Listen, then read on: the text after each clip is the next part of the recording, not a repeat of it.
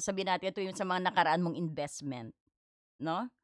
Ang 2026 mo yung parang magsisimula sa financial blessing na nagmumula sa nakaraan. It could be also sa family, sa old friends, o sa childhood home, 'no? So, try to think of that, 'no?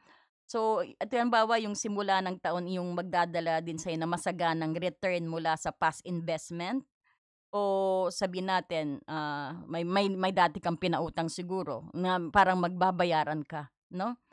So, isa pang halimbawa yung isang gift mula din sa family na magbibigay sa'yo 'no, nakuha mo kung bakit ka nadadali mo. Kasi ang nakita natin ang vibrations mo yung magiging nakatuon ka sa comfort at emotional security ng home din 'no. Ayan, ang ganda ng iyong financial. So, kung makikita mo rito ang emotional structure naman pagdating sa iyong pag-ibig 'no, pinaka-tema mo ngayong taon na 'to ay ang Devil. So, ito yung taon taon mo na nakatuon sa pagpapalaya mula sa addiction or toxic attachment, toxic relationship, o ito rin yung emotional bondage. Siguro ito yung ang tema mo yung matinding matinding codependency riyan o manipulation sa relationship, 'no?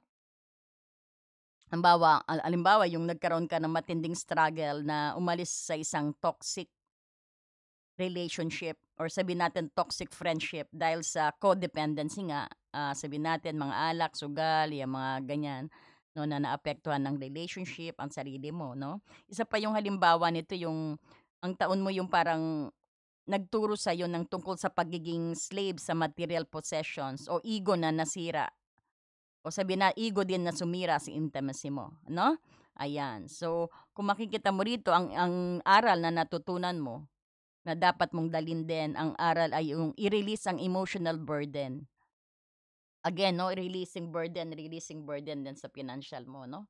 So anyway, natutunan mo 'to sa emotional mo, gano'n din gawin mo sa financial na 'no, yung emotional burden ng Ten of Wands dito. So, ito yung sabihin din natin, i-release mo rin yung emotional burden sa relationship mo 'no. Dapat mo ring dalhin ang aral na hindi mo responsibility ang happiness ng lahat. Kailangan mong maging light and heart mo, 'no? Halimbawa 'no, natutunan mong gumawa ng firm boundary at tumangging dalhin ang stress ng partner mo or stress ng family.